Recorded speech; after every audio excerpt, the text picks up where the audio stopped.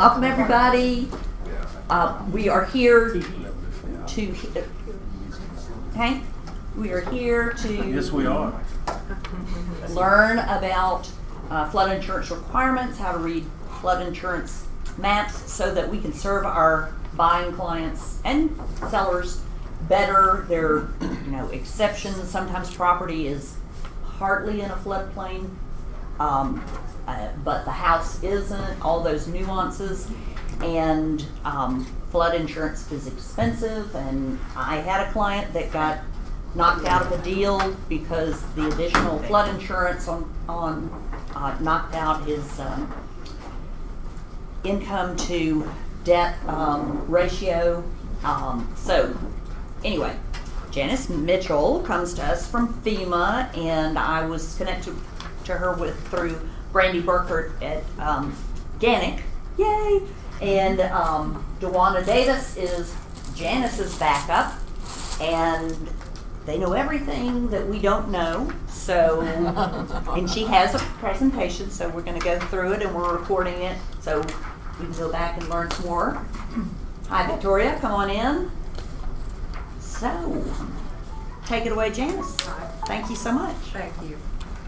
First of all, thank you for inviting me.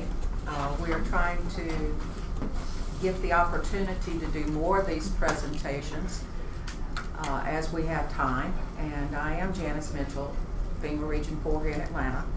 I am the insurance specialist for the region. We do 8 states, 8 southeastern states. Dewana has just come on board with us, and she is going to be backing up the insurance specialist position in Region 4. So we're here today to share with you some knowledge. Now, this is a presentation I pulled together for another realtors group in South Carolina recently. But feel free to stop me as we go along if you have questions, okay? Mm-hmm. I think you're going to find this information very useful, and that's one reason we have the handouts. If you didn't get one, please help yourself. Okay, it worked a minute ago.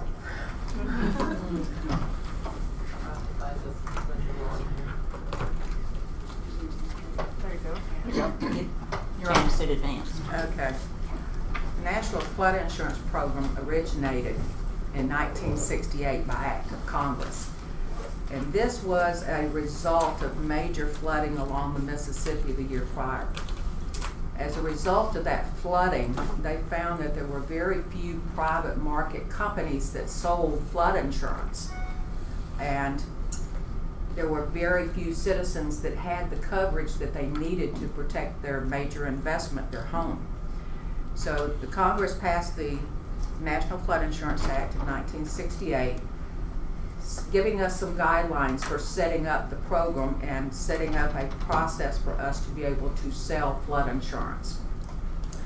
Now the insurance is backed by the federal government, and it can be purchased through any licensed property and casualty insurance agent. They can work with us. We actually have 65 insurance companies under contract to work with us, and they're writing the policies using our rates, our rules, our guidelines. So anyone you talk to, you give them the same information, you should get the same premium from them.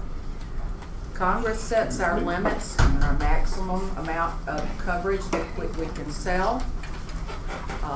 They set all the other rules as far as administrating the program as well. In order to participate in the program, communities have to agree to adopt and enforce floodplain regulations. Currently, we have over 22,000 participating communities. When they come into the program, flood insurance is available everywhere within that community. Low risk, moderate risk, and high risk zones. Question? Yes. What defines a community? Community is any community that is city, village, town, Indian association, whatever, that has been identified by the state and given the privilege of adopting and enforcing regulations. As long as they have the ability to adopt and regulate in their community, then we can call them a community under the National Flood Insurance Program. Okay? Now, the major responsibilities given to us in the 1968 Act were under three categories. First, we have to identify the risk. That's done through our mapping program. Next was make flood insurance available, which we did through the establishment of the National Flood Insurance Program itself. And then assist in the development of floodplain regulations for those high-risk areas. And that we have continuously worked with the builders associations and so on, building science groups, to develop the regulations that communities have to adopt and enforce in order to participate. Now, how do you identify the risk? Well, that's done through looking at the map. You have to locate the property in question on the flood insurance rate map. Well, our maps are generated using the best technical data that we can find.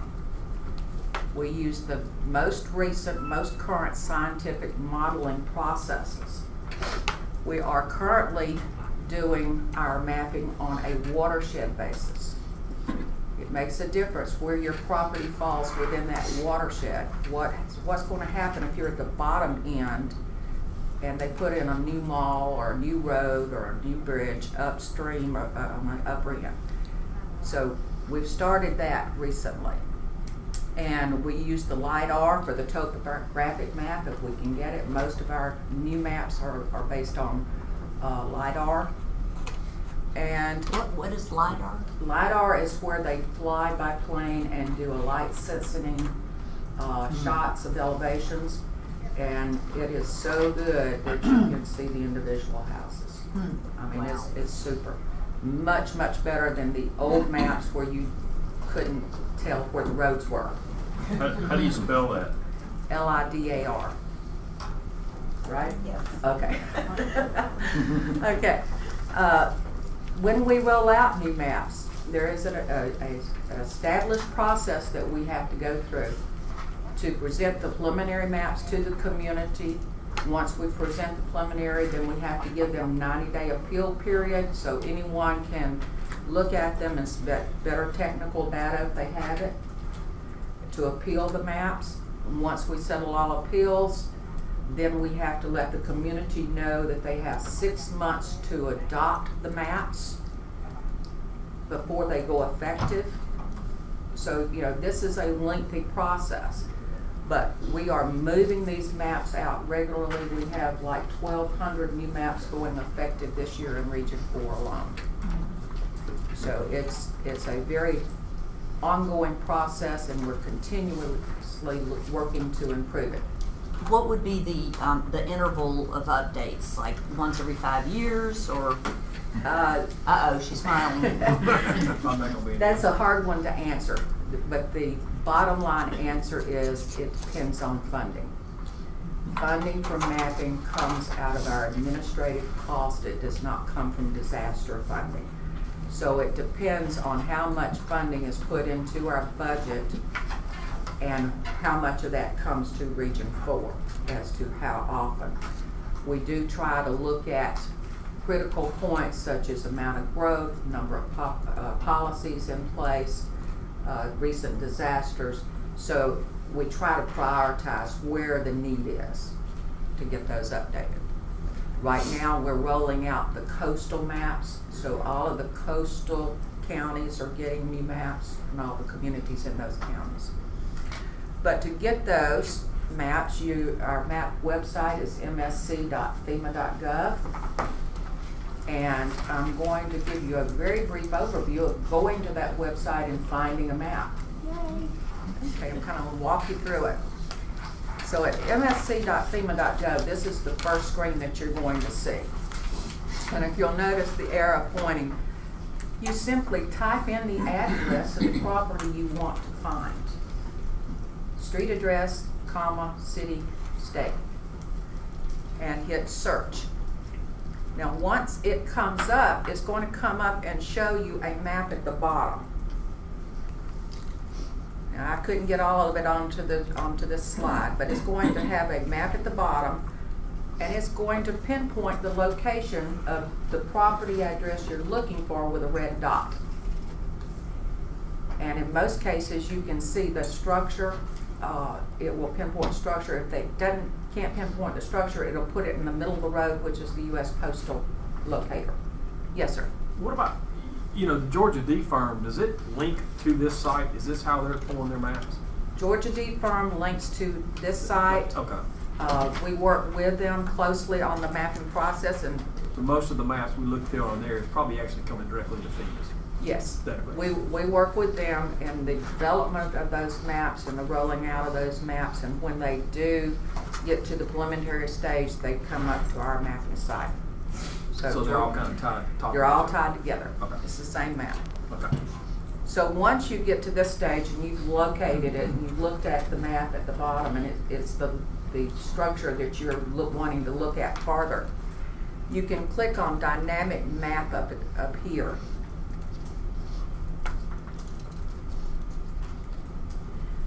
Click on Dynamic Map, and it's going to bring up the major map panel. Once you get to that point, there is a button on the left side of the screen, and you'll hit on it. It says Make a Ferment. Would it help if I pull it up online? Would it help if I pulled it up? An actual. I don't have Wi-Fi. But I've got. You got it? Yep. And I'll give you an Okay. address. I know she's pretty What's amazing. the msc.fema.gov. She's on the Oh, web. Yeah, right up there. All right. With Sudbury Road, I know that's a flood area. But I don't remember which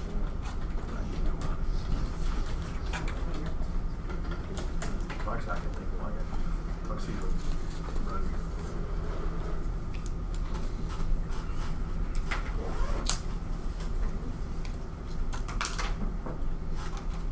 So here's the website. We're gonna be looking for 303 Sandwich Country. You can look at that one or this address, either one. And that's Road, Atlanta.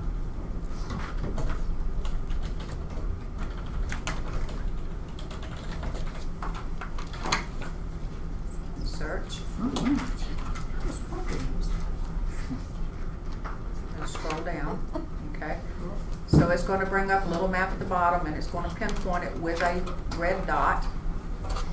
The blue area, or the shaded area, is the high-risk area. The striped area within that is floodway.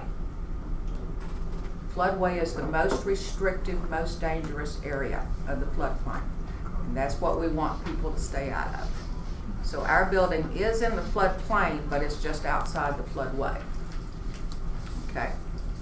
Now if you'll scroll back up. Okay? You click on Dynamic Map. It takes it a minute. What did you click to get to that first screen before you went to this? She typed in the address. Just type the address. Just type your address in. Okay. I did that. If it's not in a floodplain, will nothing come up? What? It's going to come up with whatever map is available that shows that address. Okay? It won't have a red dot though. Apparently people are looking at flood maps for some reason. It will show the red dot. That red dot is simply the location of that address. Okay. You may not have a floodplain associated with that red dot when you pull it up. Gotcha. Okay? But it always come up. That red dot just simply locates the street number that you key in. Okay? It'll take a minute. It was going slow this morning when I was using it. I can't imagine why it's going slow these days. Maybe North Carolina might be looking at their flood maps these days. It takes a while sometimes for these to come up. So in that ferment, what is that? Okay, the ferment is where when you click on Dynamic Map, it brings up the whole panel. The panels are like this. Yeah. Okay, so you're looking at it on a small screen. You think you know where your property falls on that large panel that you're looking at. You can click and drag or click on an area of the map and enlarge it. Once you think you know where you're at, you click on Make a Format. The next screen that comes up is going to bring up a pink box that you can click on, hold, and drag to the portion of the map that you want to make a copy of. Once you get it over the area you want, you click on Adobe, make an Adobe, a PDF. And it will let you, it'll bring up a 8.5 by 11 copy of that map that has the portion of the map you highlighted, the title information of the page, what panel number, what city, what's the date of the map. It's an official map that you can put in a file. Cool. Georgia D Firm has the same thing. It's called Generator. What is Yeah. Georgia D Firm? That is the Georgia flood map. Georgia D Firm works. that's Department another- of, It's their flood insurance map. FIRM. Department of Natural Resources. Yeah. thank you. I wanted English. Just digital flood insurance just- rate map, Yeah. that's what T-firm stands for. Okay, this is going to take a Why while. don't Let's we just flip go back to her presentation Yeah. while that's Yeah, we'll just go on When it here. comes up, I'll let you know. All right. All right. So you click on the dynamic map, and once you get what you want, make a format. This is after you've clicked on make a format. You drag the little pink box over to the area that you want on your copy of the map, and you click over here on Adobe PDF. You click on that, and it will allow you to, it will pull up your actual panel that you're going to look at. You can save this and print it in an 8.5 by 11 format. I do recommend you save it in Adobe PDF. It prints better that way, but it is going to be colored like this. The blue area is your high-risk area. Okay. So that is an official map that you can document your files with. Question, anywhere along this process, do you see with the most recent date in which this map was produced? It is showing right down here on the lower corner, 2013. Okay. and it will tell you which panel it's on as well. Okay. So that's what makes it an official FEMA map. Does it go to the tells you. month and the year, or just the year? It has the month, day, and Month, year day, it year. became effective. Okay. I've got the permit that we were waiting for. I'm sorry. I've got the permit that we were waiting for. Okay. All right, so this is the permit that we were waiting for.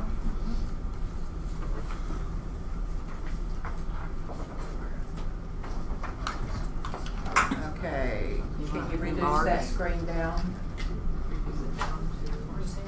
Is there, just Otherwise, okay. It's not giving us the whole thing. It's already jumped to the print function. Excuse me, they keep making changes to the program. This is another one of those changes. If it is in the latest digital format, it comes up automatically in the format and you don't have any other option. This is your save. Oh, okay. It's ready to print. Yeah, that's what, mine did that too. Yeah. print ready. This, I found that this morning and I totally forgot I found it this morning. So, We're excuse me. real estate agents, we're used to things changing quickly. Yeah. So let's go back to the presentation. All right, so you can save this. This is an official document for you. Okay.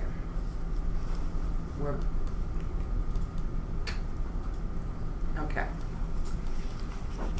Now, the National Flood Insurance Program is a voluntary program.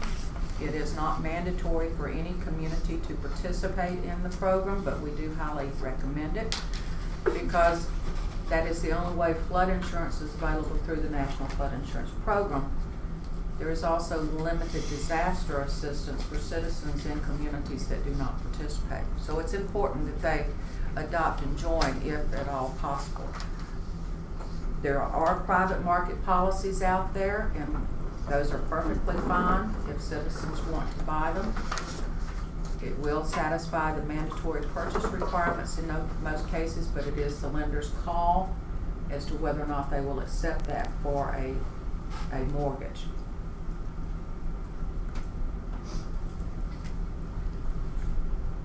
Any city, town, village, tribal, unincorporated county can join, as long as they can adopt and enforce regulations. They must adopt the minimum criteria found in 44 CFR 60.3 and .59. They have to establish a process for reviewing proposed development, issuing permits, getting elevation certificates in order to participate. And once enrolled in the National Flood Insurance Program, they have to remain in full compliance. They have to make sure that they comply with those minimum standards to be able to remain in the National Flood Insurance Program. What kind of things are considered minimal standards? Minimum standard is any new development that is in the high-risk area, which is any type of A zone or B zone along the coast, has to be built in order that the lowest floor is at or above the base flood elevation. If it's in an A zone, anything below the base flood, like a crawl space, has to have the adequate flood openings. They have to elevate the machinery and equipment servicing the building, the air conditioner, the heat pump, the hot water heater, and so on.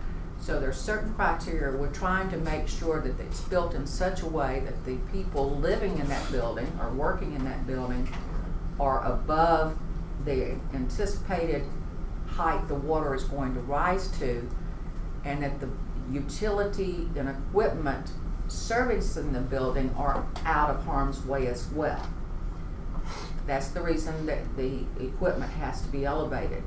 Anything that's going to keep someone from getting back into that building needs to be looked at. Yes, sir. So the city, town, or village or tribunal, they must adopt it, then they would set local building codes, and that the local builders, developers would have to build to those standards. Is that kind of the way it works? Along those lines. The community, once they're incorporated by the state, Right. works with the state state coordinator's office, the National Flood Insurance Program state coordinator's office. All of those coordinator's office have a model flood ordinance that meets our minimum criteria. It has the minimum standards that they have to comply with, and it sets those building standards, such as they have to have a permit to do any development, they have to have it elevated to the lowest, to the base flood, and so on. But they would work with the state to make sure that they adopt any state codes as well as the NFIP codes. And it does provide the building standards for them. Okay, so once they join, flood insurance is available everywhere. That's okay. Once they're in the program, that opens up the flood insurance for the citizens. There's 2 layers of coverage available for those communities, and there are still a few communities that have never had a flood map. If they've never been mapped, then they can only come into the flood program as an emergency program participant. That means that there's very limited amount of insurance coverage available. For an emergency program, back up 1. I'm trying to. Okay.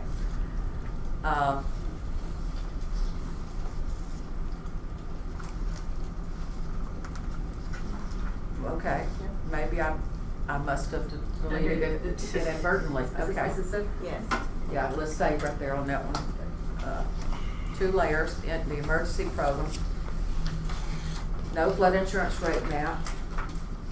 limited amount of insurance available. There is only $35,000 worth of insurance available for a residential structure in the emergency program. So, very limited coverage. Once that community gets their flood insurance rate map, then that community is rolled over to our regular program. That opens up higher amounts of coverage. For a residential, there's the emergency. What happened here? Okay. For the regular program, a residential structure is eligible for up to 250,000 building coverage, 100,000 contents. Other residential is 500,000 for building, 100 for contents. Non-residential is 500,000 for building and contents. So it does open up and allow more coverage for those buildings. Is that included, is the contents included in the first number, or is it in addition to the first number? It's in addition. It's in You addition. have to request the contents coverage. Okay. Okay. The only time that the contents coverage is included is if the property's in an X zone and it's a preferred risk policy, and I'll cover that in a few minutes. Okay. Okay. One of the key points that you need to be aware of, yes, sir. What was the difference between residential and other residential? Residential is 250,000. Other residential is where they're renting the structure for 6 months or longer. So you're talking hotels, apartments, that type of thing. Condo. And they're allowed 500,000 per building because they're usually talking multiple rooms. Okay. One of the key points that you need to be aware of is the definition between pre-firm and post-firm. Pre-firm is that structure that was built before December 31 of 1974, before the area was mapped. So they were built without knowing what the level of risk was. Post-firm is those structures built on or after December 31 of 1974, or the date of the first flood insurance rate map for that community. The difference you need to know there is pre-firm, because they were built before there was a risk was identified, are allowed to have subsidized rates, or were allowed to have subsidized rates under the National Flood Insurance Program. The Biggert Waters Act of 2012 said we had to start phasing those out. So we have to start phasing those lower rates up to the post-firm actuarial rates. So it makes a difference how old the structure is as to how much the premium is going to be.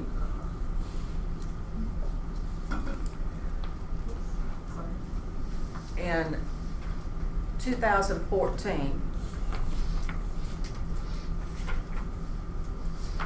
okay, the rate of the policy, things that we look at. We look at, first of all, the age of it. Is it pre-firm, post-firm? Then we look at the type of foundation on that structure for rating the policy. Is it a slab on grade, a crawl space? Is it elevated on piling or piers? Then we look at the use of it. Is it a residential? Is it a condominium? Is it a business? Then we look at, okay, are they asking for building coverage only, or are they wanting building and contents? Then we start looking at the particulars. What zone is it in on the current effective flood insurance rate map? Is it an A or a V, any type of A or V, which are the high-risk zones, or is it a B, C, or X? Then we look at the elevation information, and that usually comes from an elevation certificate that the owner provides to us. And using now all of this information, we use that to determine the lowest floor for rating purposes of the policy. Okay. Now, in June of 2014, Biggert Waters Act was in 2012, and that put a lot of restrictions on the flood program, a lot of changes. But in 2014, the Homeowners Flood Insurance Affordability Act, or the FIA as I'm going to call it from now on, made some changes to what BW12 did, the Bigger Waters Act. FEMA changed the definition of primary residence on our policy. Previously, for it to be considered a primary residence, the owner or their spouse had to reside in that structure 80% of the year, the policy year. The FEMA changed that for the policy purposes to 50%. The homeowner or their spouse has to reside there 50% of the policy year, starting with the effective date. But that's for writing the policy. For the claim, it's still 80%. Okay? Congress didn't change that part. Wow. Okay? All right. They also FEMA also put some caps on some of the Bigger Waters changes. Because of the changes that were made, there were a lot of increases to policies. So FEMA put caps on, excuse me. We can go up no more than 15% each year on any class. Class being whether it's a residential, non-residential, or other residential. On any single policy, we cannot go up more than 18% in any given year. It also put into effect some exceptions. The exceptions to that is if it is a non-primary residence, a pre-firm business, or a severe repetitive loss structure policy. Under BW12, those were mandated to get 25% increase each year till they reach actuarial. FEMA did not change that. So those are the exceptions to that class increases in policies. Is that for coverage or the cost of the premium? That's the cost of the premium. Okay. Over that beach house. So the exemptions are those non-primary residents, severe repetitive loss, substantial damage, and pre-firm businesses. Now, to enable a new purchaser of a property to retain pre-firm rates, if that homeowner that you're trying to sell the property has a policy, this is key for them, if it is a pre-firm structure, they can roll that policy over to the new buyer. But it needs to be done 30 days before the closing. Oh. And Randy will speak to this as well because he shared that, and it can really come in handy. Yeah. The reason it has to be 30 days is because it takes 30 days for that change to become effective. So if they do it 30 days before, it's effective on closing date. And there's no lapse in coverage. If there's a lapse of coverage, that policy goes to full risk rates. So what do we want to do if we're the listing agent? Well, you're gonna have to require a 45-day closing. Right, but we want to get to the bottom of this, find out, does this Ask if seller they have a have policy. Can you be proactive in this? Yeah, you just need to Pre-firm policy. Pre-firm, yeah. You gotta transfer the flood policy that way. Yeah, you want to transfer that if at all possible. Okay. All right. Now BW12 did away with, okay. I'm getting lost. Bear with me.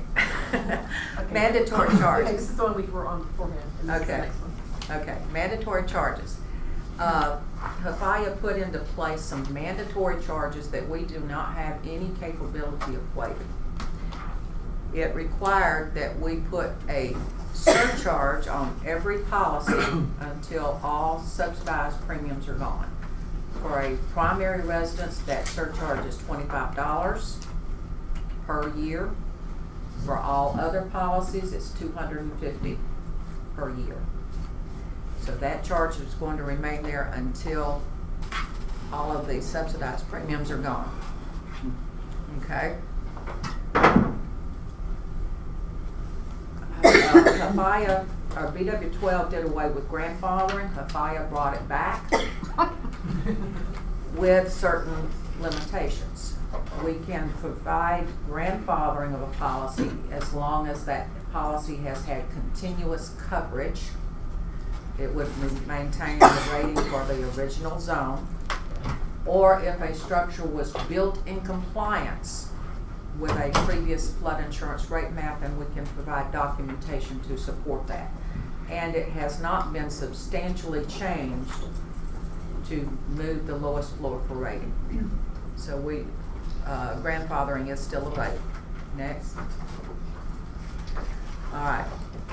There are two types of policies available. The first one is for those low-risk areas. That's the preferred risk policy. It is available in the B, C, or X zone. It comes with, it automatically includes building and contents coverage. This is the only policy that offers both automatically. It's automatically included. But there are some issues with that. The structure has to be in a B, C, or X zone on the current effective firm, and the structure has to meet the loss eligibility requirements in order to remain eligible for that lower policy. Those premiums start at about $120 a year, and I think $250,000 coverage is about $420 a year. And that's before your surcharges. Now, if that structure is not eligible for the preferred risk, they are eligible for the X zone if they simply don't meet the eligibility requirements. That X zone policy would be written using the rate tables in the flood insurance manual. It would still be rated as zone X. They just would not be getting the discount of the preferred risk policy. Now, with the standard policy, they do have the option of choosing just building or just contents. Okay. With the flood policies, there are 3 ways of purchasing it. If they're purchasing it just because they want to, it's a 30-day wait. If it's in connection to a map that has been changed through the letter of map revision process, that's a 1-day wait. Or if it's in connection to a mortgage closing, the lender is requiring it, there is a 0-day wait. Okay. Mandatory purchase.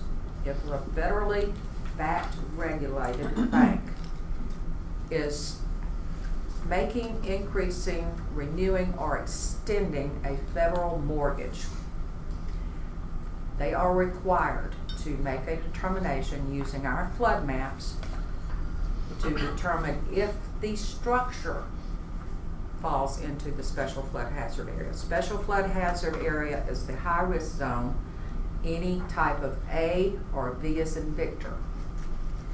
If any portion of the structure falls in, they have to require the flood insurance for the life of the mortgage equal to at least the balance of the mortgage.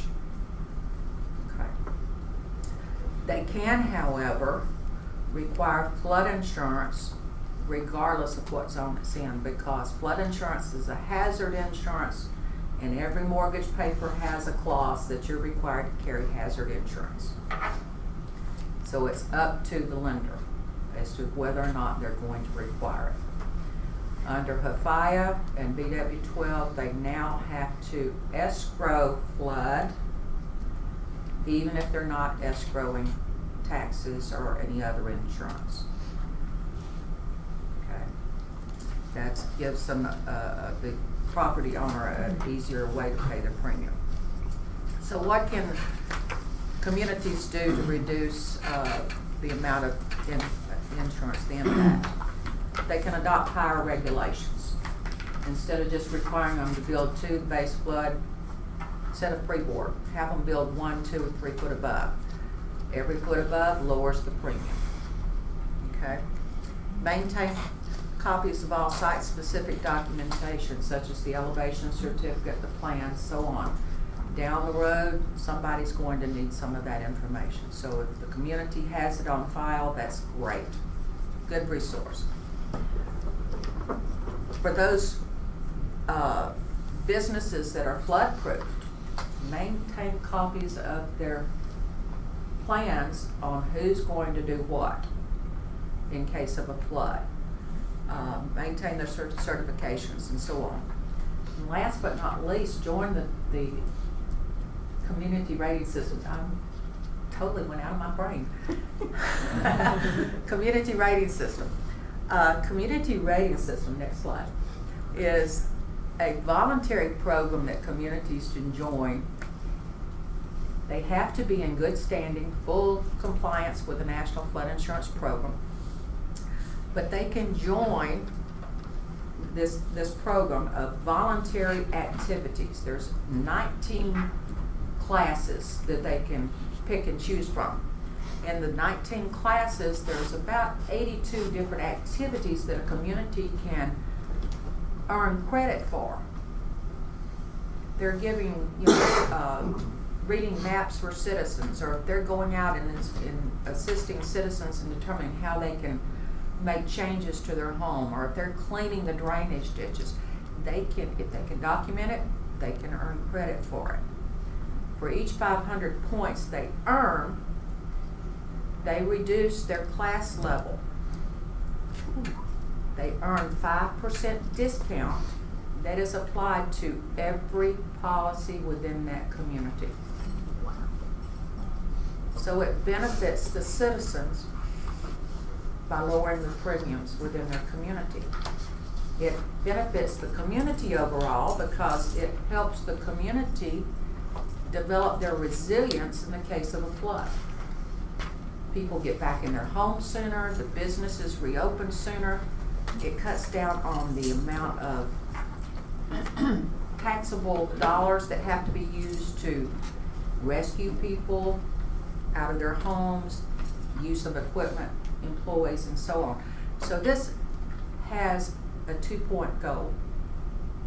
Reduce the premiums, build resilience. So this is very beneficial. Next. As I said, they have to be in full compliance. We do have a tracking system. Our company that handles that, our contractor, is ISO. They work with these communities, looking at all the documentation that they're required to submit annually to recertify. And then every 3 to 5 years, depending on their class, ISO goes out and does a very detailed visit with them. Okay. Currently in Region 4, we have 518 participating communities in the CRS program. The best one is, we actually have 2. One in Florida, which is Ocala, Florida, and Kentucky, which is Louisville. They're class 3s. That's super. In Georgia, we have 53 participating communities with the best class of 5. So that's great, and it's growing all the time. Next slide, please. Overall, nationwide, 1,486 communities participating in CRS nationwide. Average savings per policy is $85. That doesn't sound a lot, but it really is beneficial to citizens.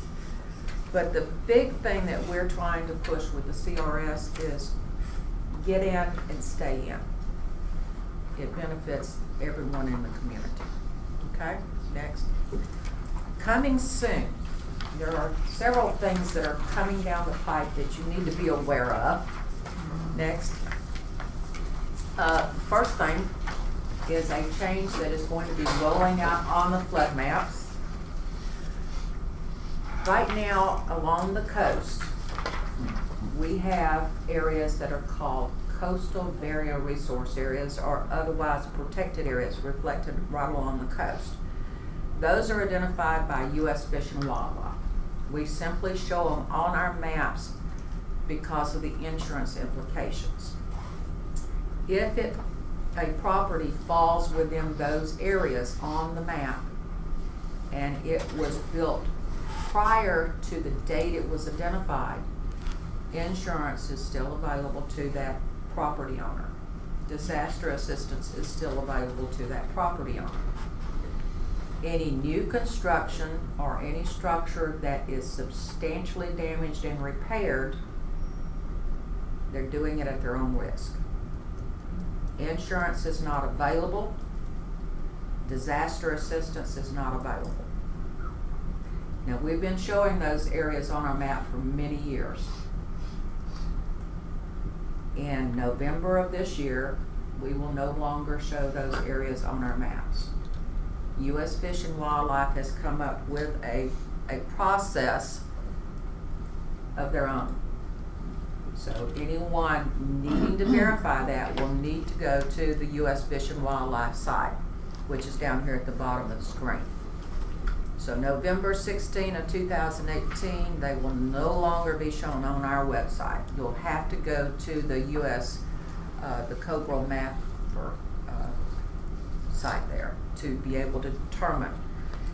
U.S. Fish and Wildlife determined that because there are changes on an ongoing basis to some of their sites, it would be much more efficient to have people go here and look at an individual address. That's fine, as long as people remember to go there and look. Okay, so that's coming.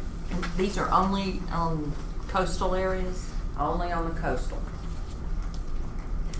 The coastal barrier resource area was primarily established to protect the coastal islands, the barrier islands, because they need to be free of development to be able to do what they're meant to do, is protect the mainland. The otherwise protected areas are your parks, your wildlife refuges, those type of areas that are usually state or federally owned. Okay. All right. Okay, we can move on to the next one. Now, these were taken straight from headquarters, so bear with me. We are doing outreach to citizens and to as many people as we can to try to get the message out. This just came up last month, so it's very short turnaround, but we are trying to get the message out to citizens and to communities that there are going to be changes. Okay, next slide. Additional information you can email directly to U.S. Fish and Wildlife, the Cobra at fws.gov. Yeah. Next one. All right, that moves us to the moonshots. Many of you heard of the moonshots. Yeah. One of our bigwigs in Washington came up with this term when developing the strategy for this year. What were our goals? Well, one of the goals was to double our policy count by 2023, whether that be through the National Flood Insurance Program or private insurance, but to double the amount of properties covered by flood. Another part of that was based on the outcome of the Affordability Act that BW 12 required. So we are looking at ways that we can change our rating process, and this is going to be coming down the pike for everyone, but it's going to give a fairer representation of the risk, clearer risk factors.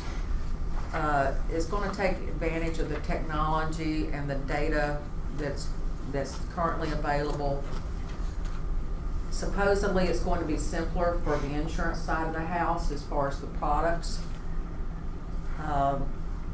And it will open up the choices on the type of products that are available. Currently we don't offer coverage for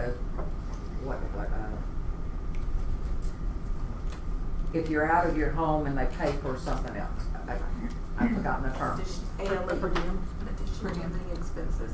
Yeah, living expenses, the other living expenses. I'm getting old. Y'all have to bear with me. My memory's short. Is looking at the commercial catastrophic models. So what they're doing is they're trying to use some of the technology that's in the private market for homeowners and others to rearrange what we're doing, integrating intuitive rating variables such as distance from flooding. So they're changing the way we're rating these policies. Provide credit for mitigation actions, so if someone mitigates some of the possibility of damage to their structure, they could get a discount on their premium. Reduce the role of elevation certificates. Right now, we require an elevation certificate for every policy. And that's what we use to make sure the policy is rated based on the level of risk. So they're changing that. Next one. So this next year, they are planning to roll out the new policy forms. They're going to be developing a proof of the concept of the new rating methodology, and they're going to be rolling out different sections beginning in 2020. Okay, next one. Now, in this next year, they're going to do a pilot, and 6 of Region 4 states are included in this pilot. We were chosen because we have 48% of the policy count nationwide. So we have a broader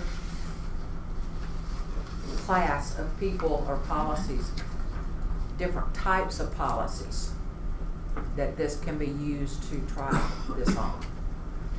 So they're going to roll it out in segments nationwide, but primarily we get the privilege of next year.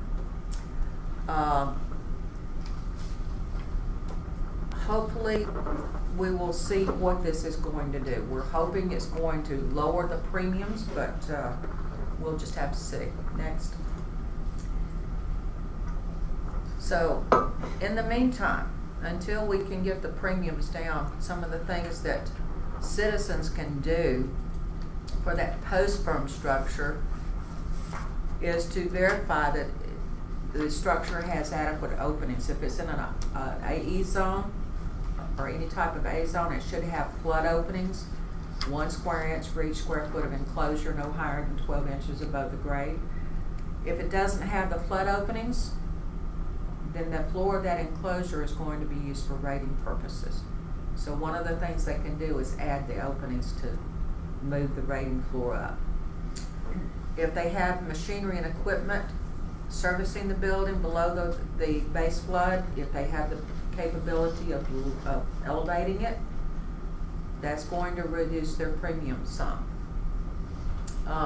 If they're using that area for any purpose other than parking, storage, and limited building access, that's going to make a difference on their policy because they'll be rated for that lower floor.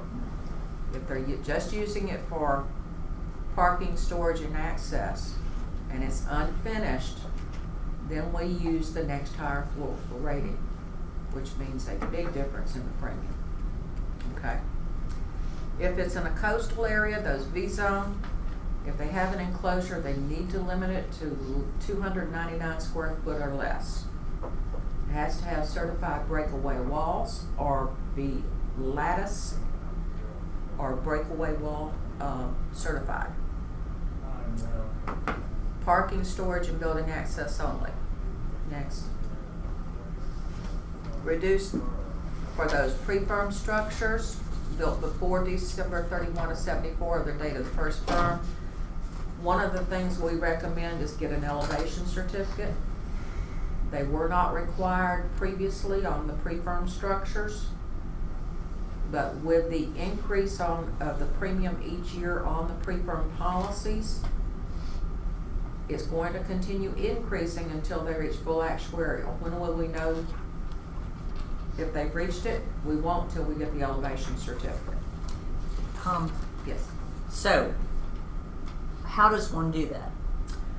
To get an elevation certificate, you would first check with the local community to see if they have one on file.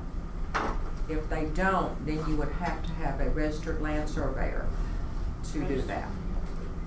They're going to have to tie into a known reference mark and shoot elevations from that point. Mm-hmm. And How do you know if that's worth doing? Well, even if if they don't have one on their policy now, if they go ahead and get it now and they see that it really isn't going to benefit them right now, or that the premium right now is better, to phrase it a little different, if the premium now with the yearly increases is better, we will go with whichever premium is better for that policyholder. But the key point is we won't know when to stop the yearly increases until we get the elevation certificate. Some citizens may already be at or past the actuarial. What about if you're selling a piece of property and transferring it to another owner? Would the lender require it at that point, even if you didn't have it, or what, is there any nuances for that? If the current owner did not have a policy, and it is a federally regulated mortgage, Right. the lender would have to make a determination if it's in any type of A or V as in victory zone. They would have to require that flood insurance policy. Which then would trigger the elevation certificate. Yeah. Correct. Okay. Yeah. So you're gonna have to get it one way or the other, probably. Yeah, it's beneficial to the homeowner to go ahead and get it because that tells us when to stop with the increases. What is a flood opening? A flood opening? Yeah, what is that? Okay, most of the homes you see now have an opening in the foundation below the floor level. Most of those are within a foot of the floor. That is a foundation air opening. A flood opening is basically the same thing, but we want it down low, close to the ground. The purpose of it is to allow the entry and exit of the flood water to equalize the pressure so it won't crack the foundation. Okay. So glad you asked that question. And that's huge, a huge decrease in your flood insurance by putting those in. They're just Absolutely. cheap enough to put in, Yeah. and it can decrease your flood insurance dramatically.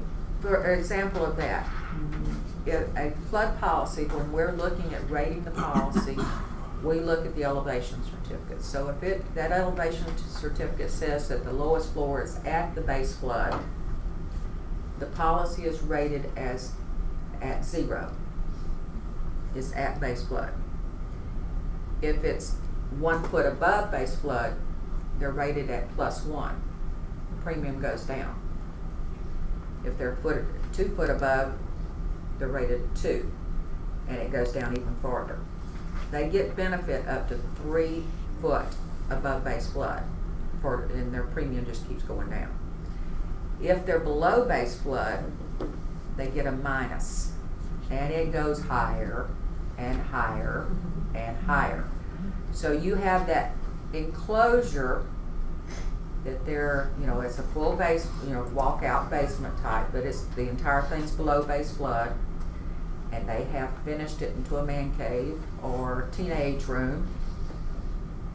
It's going to be rated on the floor of that enclosure because it's below the base flood. If it's 8 foot below the base flood, you're talking over $2.65, sometimes up to $4 or $5 per $100 worth of coverage. So, unfinished, parking, storage, building access, have the flood openings, and don't have any machinery and equipment down there, you're going to get a better premium. The reason for that is if you let them finish it, the next thing you know, it's a mother-in-law suite, we put people at risk. So, yes. Is there anything grandfathered in the pre-firm, like if they already have the equipment down there, the heating and air system, the water heater in the crawl space? They're and it's not in the going to flood? be penalized on the pre-firm that much. The grandfathering for pre-firm is continuous coverage only. Okay. So if they had a policy, as long as they maintain that policy with no lapse in coverage, then they'll keep that premium. Our client had to get a new one because the terms had changed. The lender required different terms in the policies. That's where that rollover came in that I was telling you about. As long as, if they're selling it, they go to their insurance agent with the new buyer 30 days before closing and do a change of endorsement to move it over to the new buyer. But they wouldn't take it because something in the policy, the terms or whatever. The lender wouldn't care at that point. No, they did care. They wouldn't let us assume it. So, because there's some, I don't remember exactly what the term was. As a general, well, it depends if it was a Maybe it was a National Flood Insurance Program policy or a private market policy. And that's, So what happens if you need coverage over the 250? It has to go to private? you would have to go with an excess policy for the private market. There are private market policies out there. There are some of those that mirror our policy, term for term, item for item. There are some that don't. Is it like a supplemental or is it just the whole coverage? The private market policy I'm talking about would be the same thing as having one of our policies. Okay. So does the lender say whether are they required, if it's eligible, can you just say, no, our seller only wants to do the national program? We don't want to do the private. It's up to the lender. It depends on what the private market policy covers. So, like I said, some of them mirror what we cover item for item and others don't. For example, the National Flood Insurance Program policy covers the foundation. Some do cover it in the private market, some do not. And I had a seller that sold and they had gotten a letter from the lender saying they had to buy it, okay, and he never had bought it. Built in 1960 something, the house was. Mm-hmm.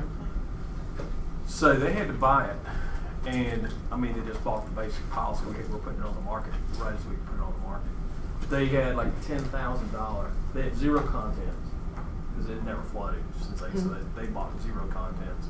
But they did have to buy the structure, but they bought it at a $10,000 deductible, which really is what a HVAC and a hot water heater is going to cost you. So that's what they bought. So that his premium was only like $300 a year. There are different levels of deductibles available. Right. So but if it's connected with a mortgage, the lender has to say yes or no to you having that $5,000 or $10,000 deductible. We don't recommend that. Correct. I know. That's what I'm saying. But it's the lender's call as to whether or not they want to require the flood insurance based on the determination of where it's located on the map. They can require it even if it's not in a high-risk zone.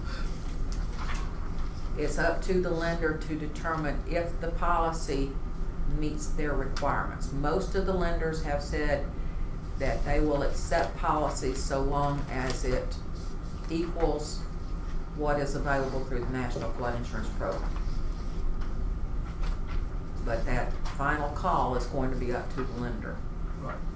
And the lender doesn't care about contents.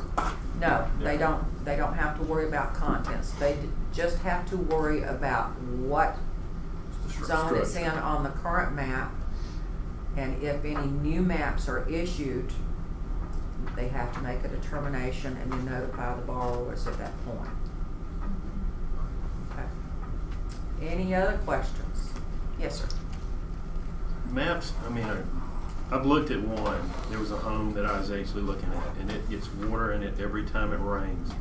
It is located partially within a floodplain and partially outside of a floodplain.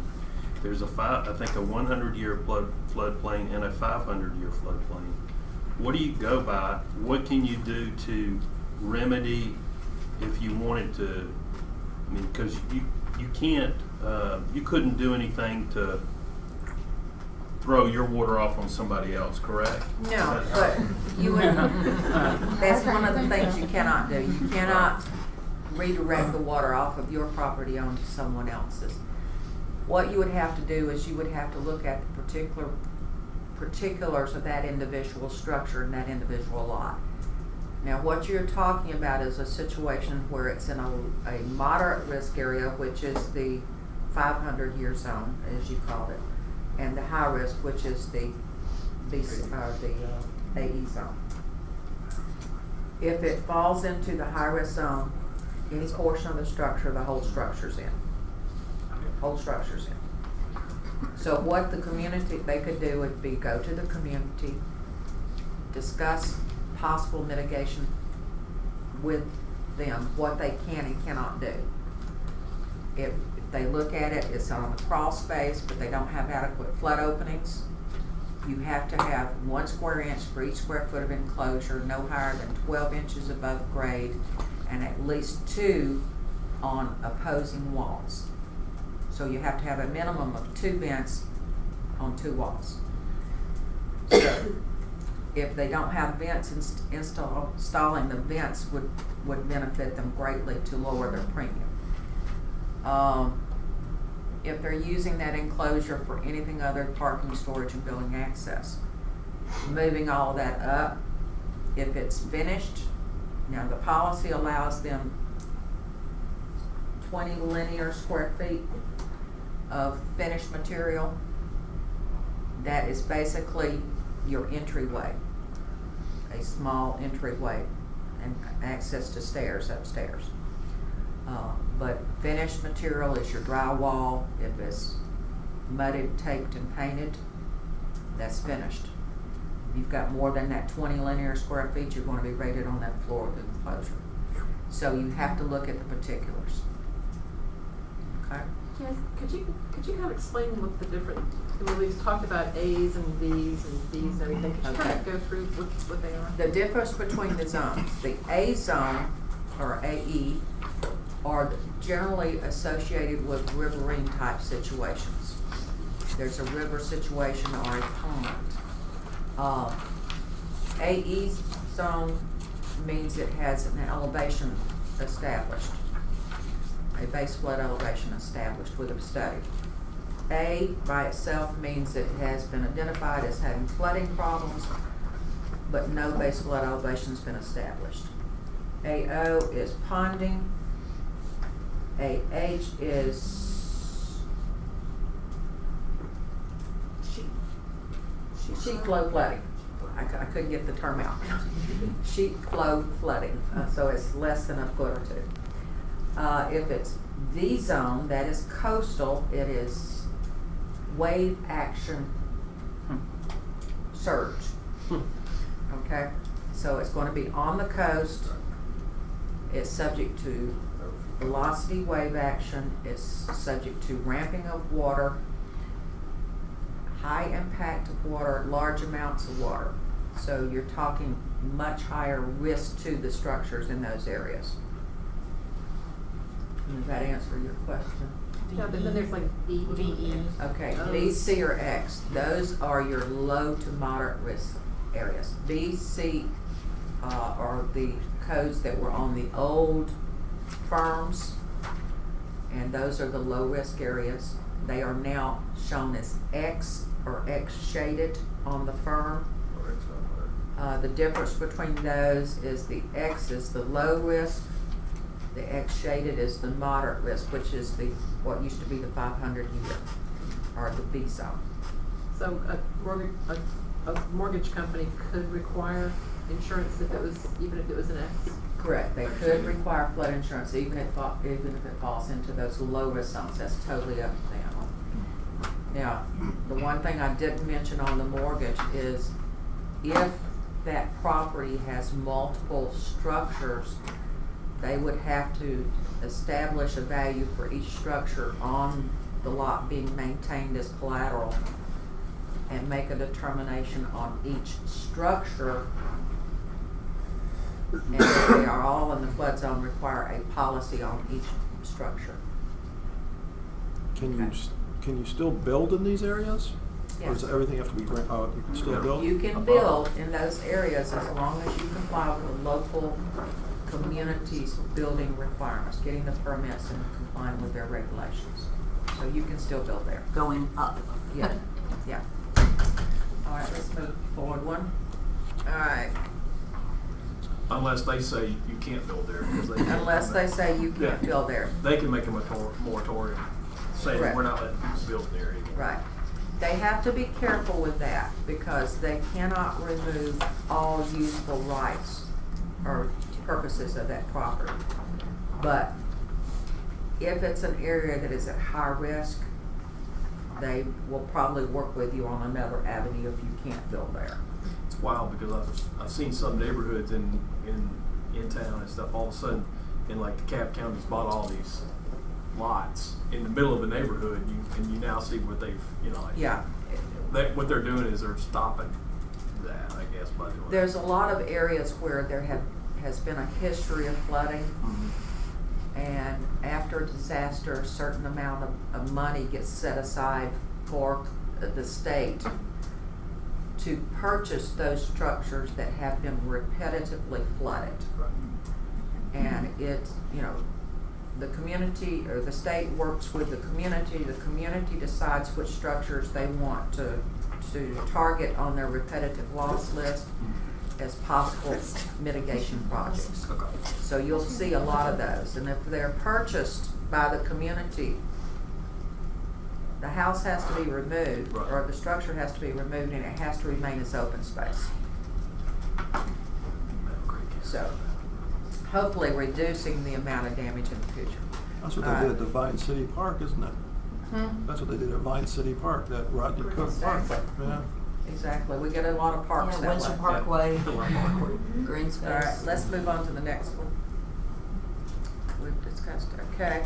Resources, floodsmart.gov is back up. You can sign up for classes at floodsmart.gov for the flood insurance. FEMA.gov is also available. That's where you get your publications, your community status book that tells you who's participating in the flood program. And msc.fema.gov is the mapping site that I shared with you earlier. Now the second bullet there, the NFIP service, that should be NFIP service.floodsmart.gov. That just changed recently. It's NFIP service.floodsmart.gov. So no I there? No I. No com. No, it's no I. And dot, okay, at the end of service, dot floodsmart.gov. And move the comma. That's just changed. So that's where you can get to your information, again, with the flood manuals and any training. Yes. Because most of us just work in the metro Atlanta area. It is all of this area participating, all the communities. The majority of the metro area is participating. There may be one or two very small communities that are not, but for the most part, all of them are. The 16 metro counties actually work with another department of the state of Georgia and have actually much higher standards than most of the other communities in the state. So, yes. I know I've run into situation, seller owned the property outright, no mortgage, so wasn't required to carry flood insurance. So if you're representing the buyer, who should they call to get a quote? Any licensed property and casualty agent can make a quote. It just depends on that individual as whether or not they want to deal with the national flood and whether they're under contract through their insurance company to deal with the national flood. But they can do a quote on private market if their company sells private market. So any registered insurance agent should be able to do it. Yes, ma'am. Can I just say something about that? You're saying it's not required. If the property is in a flood zone, whether you have a mortgage or not, you're required to have national flood insurance. Correct. Because if a disaster happens, you get nothing. That FEMA will say, bye-bye. SBA Right. will say bye-bye. So you still have to get it. If you want to have to? Well, if Is it you mandatory? I don't think so. if yes, I if was you're in a required. flood zone, Let- you let are me- required to have flood Yeah, I was insurance. required It's to not get required. flood It's not insurance. It's not required if you Literally. don't have. For if you don't have a Let- mortgage. let- Well, the Hold on, mortgage. let her right. finish. Okay. It's not mandatory unless you have a federally regulated mortgage. It is available and it is Okay. advised. Gotcha. Okay. Right. I So agree. here's the reason, Yes. you know. Because we I've done want plenty you- of loans. I used to work for the SBA. I did plenty Yeah. of disaster loans, and Yeah, you're it not is- getting any help. It is highly recommended.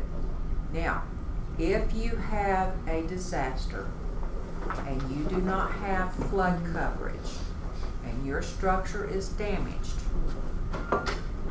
one of the conditions of getting disaster assistance is you have to Right. purchase a policy, Right.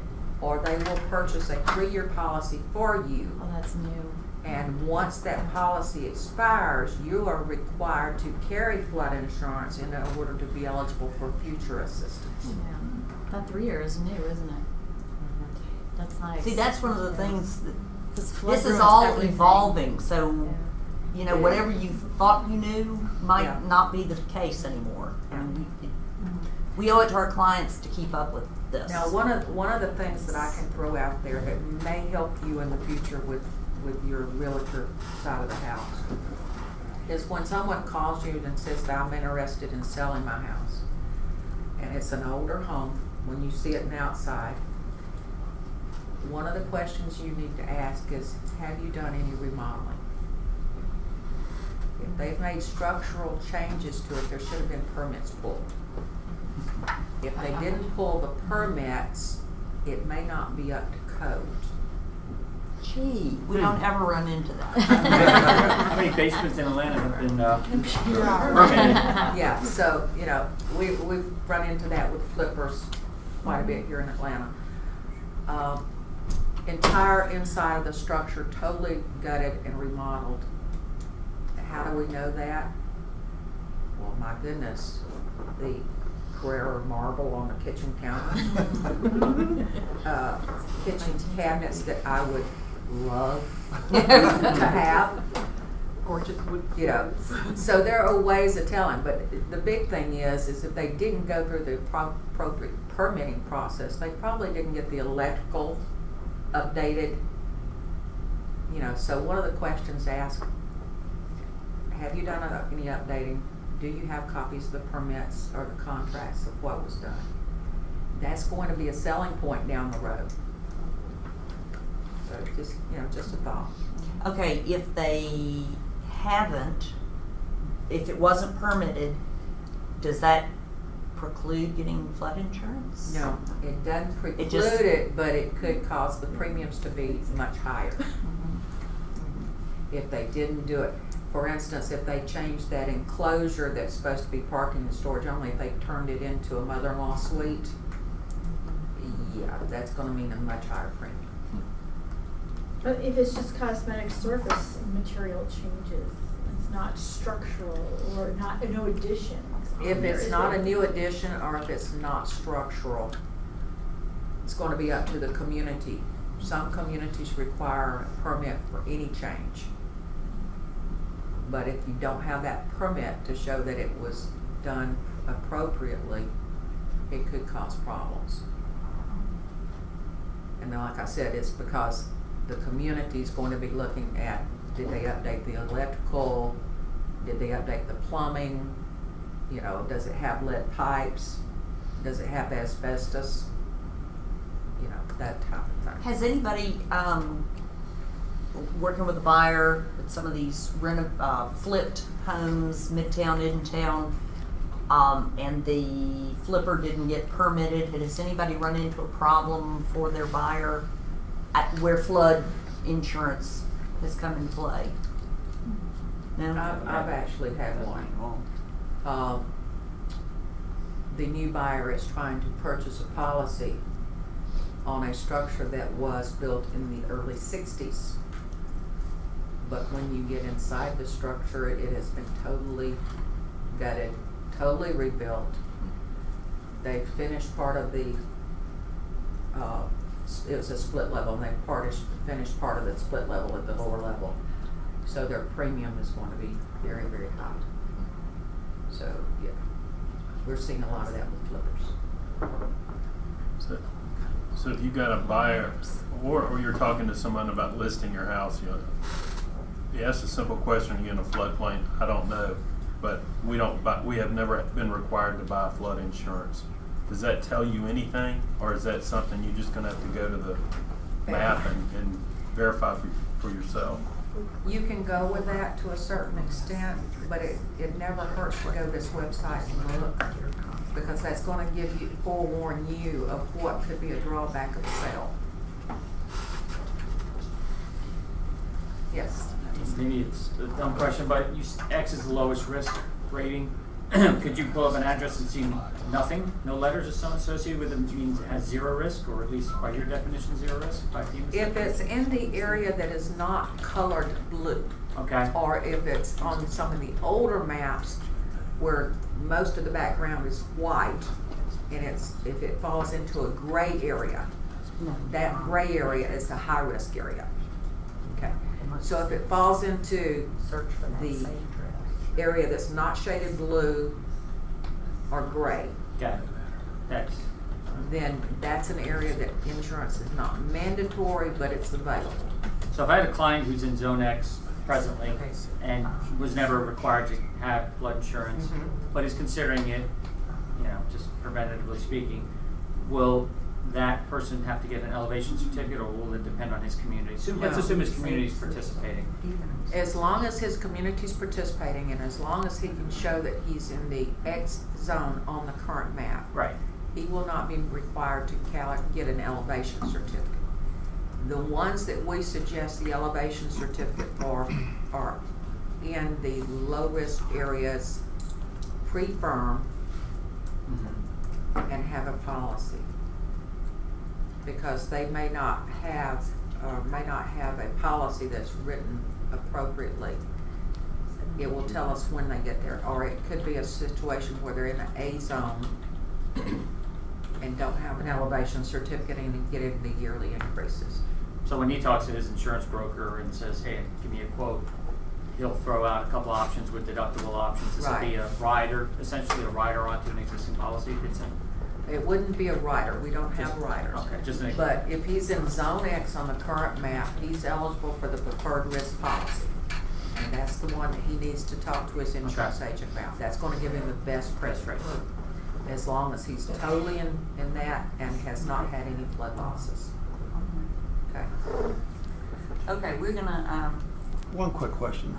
How much does this cost the government a year? For the, every is total this, problem? the premiums cover the coverage, or is this? What, I think I'm understanding, what pays for FEMA? Is that, or what pays for the premium? Does the program insurance subsidized? Does the insurance self-sustaining, I think, is what it solvent? Yeah, is it solvent? Is it a loss leader? Is it a revenue generator, or what is it? It is solvent, regardless of what you hear on the news. Yes, we do have a debt, but the reason we have a debt from the Treasury is because when we originated, when Congress created our program, we were not allowed to establish a reserve fund like most insurance companies have. So the money that goes to pay my salary, for our building, all of our expenses, comes from that federal policy fee that is applied to each and every policy. That's what, $50? All of the mapping, up until a few years ago, came out of that federal policy fee. So we are solvent. We are just waiting. We're authorized by Congress to sell coverage through the 31st of November. If they do not reauthorize us, we will not be able to sell past that date. That means that existing policies would run to expiration date, and we couldn't sell them anymore. Any claims would be paid on that policy, even if we are lapsed.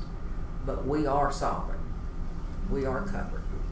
And what department is this? Is this the Department of the Interior, or is it Homeland? What is it? We're under the umbrella of Department of Homeland Security, but we're a separate agency. We're the Federal Emergency Management Agency. Y'all have me talking too long. Everything's getting twisted. But y'all, when we get the alerts that realtors, you need to write your senator, write. That is what we're trying to prevent, this running out. The authorization. For a year. We don't want this to run out, No, and they it's keep important. doing stopgap measures. Okay, extended a few months, 6 months, whatever. But please don't sit by and let this run out. And they just make it so easy. You just click, and they send the letters to your, senator and representative. That is correct. If So there is a lapse, we cannot sell any policies and no loans can be closed. Okay, so my understanding, the homeowner can go directly to FEMA and buy a policy, or they have an option of buying it through the private market, and it's one of your policies. You can buy through the NFIP directly. Okay. Like I said, we have, I think it's 65 insurance companies that are under contract that will write the policies and service it. It uses our rates, our rules, our guidelines. This year, we have released the restrictions on those companies. They can sell private market policies as well as our National Flood Insurance Program policy. And whichever the individual wants to purchase is fine. The only suggestion we make is compare coverage. Because you want to make sure you're getting, you may be getting a lower premium for a private policy, but does it cover the important things? Right. If it doesn't cover the foundation, you may want to rethink it. Because in a flood, the first thing that's going to really get damaged could be your foundation, and that's one of the most expensive things to repair. We wanted to ask y'all to guide us. We've pulled up our multiple listing service map, and our Bill and Kathy Haas's home is selected here because it happens to run to the Chattahoochee River. And so Diane is going to show you what the first multiple listing service flood maps look like. Okay. So you come up to the layers. Come up to the layers. So you've got a lot of different categories that you probably didn't even know were on there. And if you could come down here to flood zones. Okay. And this is what appears. So, we've got the letters are probably current with what you're naming nomenclature. Yeah. But you see in the legend, that's why we keep saying 100-year floodplain, because they still have the old way of speaking about it. All right. Let me get over here. Bear with me. All right. Looking at this, thank you. This is going to be your high-risk area. Well, that is the river. That's the river. Okay. So coming out from there, this is going to be part of that high-risk area that's going to be impacted. This is going to be your floodway. This is still going to be the high-risk floodplain coming out into here. And as the farther you get out here, the lower the amount of risk. And that's usually taken up or determined by the cross sections, which you don't have on here. The X zone is the low, in this case would be the low risk area. So when you're looking at this particular map, you're going to try to figure out, okay, where does the house sit? This one is totally in the zone X. This one touches on the yellow. And without knowing what that yellow code means, it's a 500 a year, I believe. 500, yeah. Okay, that's a moderate risk zone. It would not be mandatory for flood insurance in the 500 year, but it would be the lender's call. if they were getting a mortgage. And that's pretty Because accurate. it's so close. Because we had, I guess it was 5 years ago or 6 years ago, we had the 150-year flood, the 100-year flood. And it came to the bottom of the berm of the hill. It came to the purple. Was that 2009? Yeah. It came down, no, it actually came to the bottom of, yeah, probably the 500, I think it, 'cause the Yeah. water came all the way up there. And then there's like a 4-foot berm up into our, until you get to our basement lower level. It came to the purple. Yeah. Now, you know, you keep hearing the terms 100-year and 500-year. Those are misnomers. So it looks like It is a flood that can happen, the 100-year flood is a flood that can happen during any given year. It has a 1% chance occurrence during any given year. The 500-year flood is any flood that is 2.2% chance during any given year. Example of that is you take 100 marbles, 99 of them are white, and 1 of them is black. You throw them into a hat. You reach in and you have a 1% chance of pulling out that black marble. When you pull out the marble, you determine what it is, you throw it back in. You can have numerous 1% chance storms during any year. Florida had 4 of them in 1 year. Yeah, I wish we'd get rid of that terminology because Yeah, it we're is doing so our best. misleading. It's so misleading. We're doing our best to get rid of it, but Most insurers are pulled out of South Florida anyway. Well, yeah. we may need to influence our multiple Yeah. listing service. So this is good. This is good. They've got the letters up But there. that new map service center site is going to be pretty much similar to this, and you can zoom in. What's that? Looking at that aerial, it does give you the ability to zoom in where you can look, and you can often see the footprint of the houses on there. So like in this case, it looks like there's a tiny little bit over here that's like very close to that 500. Yeah. If any portion of that crosses, you know, this is the 500, insurance would not be mandatory, but it's available. But say for instance, this was the AE zone. Even if it was just that corner crossing, the entire structure would be called in. Well done, All right, y'all, was this helpful? Yeah. Was it, are you just, I'm That's good. amazed at how much there is. But Dan, you'll pull another one up. What if, Try- I've got a question. a Bill, hypothetical. Hank's just giving you an address, then you can say. This house that I looked at, and it's been several months, but I believe it's 530 Hudson Road. It would be Decatur. Okay, Bill? So my question is, this is hypothetical, and I'm just curious. So say there was some type of terrorist attack and they blew up Lake, the dam at Lake Lanier, Buford Dam. Buford Dam, and that created flooding. Does this coverage cover that type of flooding? Yes. It might not cover the prime area because the dam wouldn't be covered by flood policy.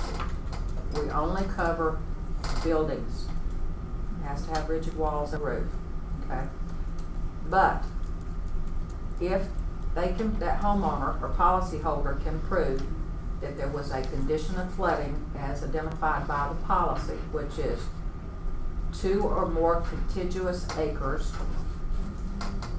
under flooding, including the home that's in covered, or 2 or more properties are impacted by rising water. Property being, it could be the structure that's insured and the neighbors, the water got off on the neighbor's property, or it could be the city or county road. That's a different property. So as long as 2 or more properties or 2 or more acres. So if you've got a 5-acre tract of land and your home, 2 acres of flooding, you're covered. Well, I think it was key, he asked if terrorism destroyed the dam. That's, terrorism or active wars aren't covered at all, are they? That would be the dam that is not covered. but the dam is not insured. It is the individual's home. Yeah, you're saying in other words, to meet a test for Might a be claim. 30 Hudson Road. You just explained what justifies actually filing the claim. You have to have. What's the name? You have to meet that Eight- test. You have to be, 830. Right. It just can't be your 830 house. right. It just can't be your house. Hudson Road. Right, it has to meet the condition of flooding. So your house and the city road or county road, or your house and the neighbor's property. Janice, a good example of that is when we were in Harvey last year, and they had a dam that needed to be released in order to eliminate flooding in a certain area. So they opened the dam, released it on homes that were below that. Yes, it was intentional, but the policy still covered those homes because they met the condition of flooding, because it's on an area that was normally dry land, and we had 2 or more properties or 2 or more acres, even though the dam release was intentional. So yes.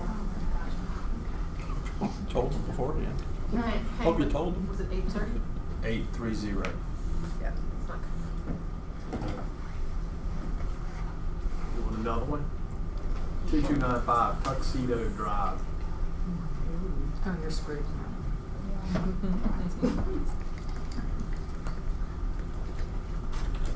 I just want to show you this. What's the street number? Tuxedo Drive.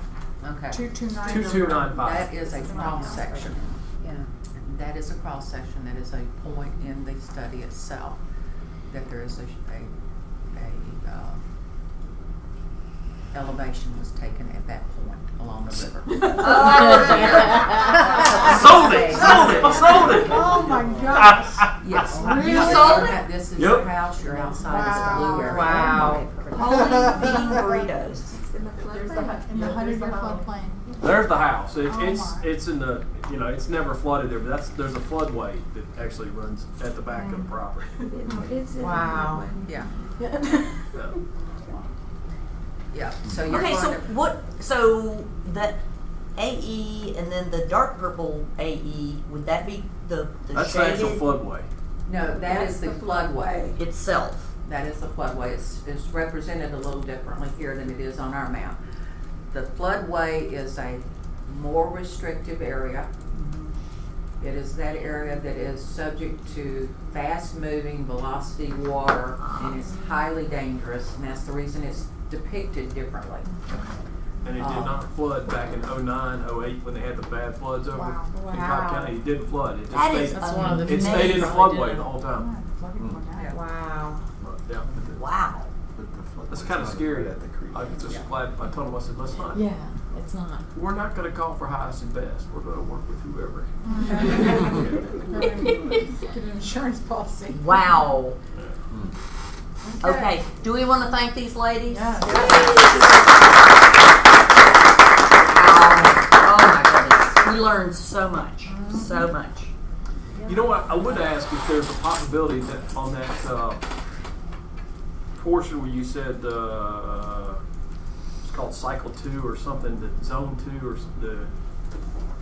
there were some slides that weren't in here that were in your presentation, which Oh yeah, go the back up. Moonshots. moonshots. Yeah, that would. moonshot and all that stuff. It would be great if you could email it to Okay. Diane, and Diane could send it to us, or just this Or whole, Juan. or just send this whole presentation if it's eligible to send that whole thing. Okay. We just have it. I believe I sent it earlier. Yeah, probably to I Felicia. sent it to Felicia. With the moonshot stuff in it. Yeah. Okay, cool. 'Cause We'll this is that. distribute. If it's not in there, just have her give me an email. Shoot me an email. Can I just take this one? And, Can I just take this one? Yeah, that one would be. if it, yeah. So Yeah. that one would be the one. Yeah, that we- just send it to you. I forgot it. It was on the disc, on the flight track. Yeah. So you're gonna, Diane, you're gonna make that available on the net, on the craft net? So, Or just for the Just Gmail people that Do you want me to put it on our It's federal stuff. and I on don't our think so. office internet so that everybody Yeah, you can put it on your office. No, Don't put it out on the web. No. Just accessible by members. Your Nice. staff. You It's can interesting. share, you can share this to anybody. This is federal. This is Right. She's asking us not to just post it out on Oh, yeah, yeah. Facebook. Yeah. You know. You know, the moonshots, you know, and some of those things are subject to change, so I would prefer Right. that not get. Yeah, we're not gonna publicize There was this already anywhere. foundation. We're just making it Share it available in, to you know, us. Yeah, share it with your staff, but not outside. She put an offer in. Thank you, thank you. Thank you so Great much. information. I got this one. Great information. Oh my goodness.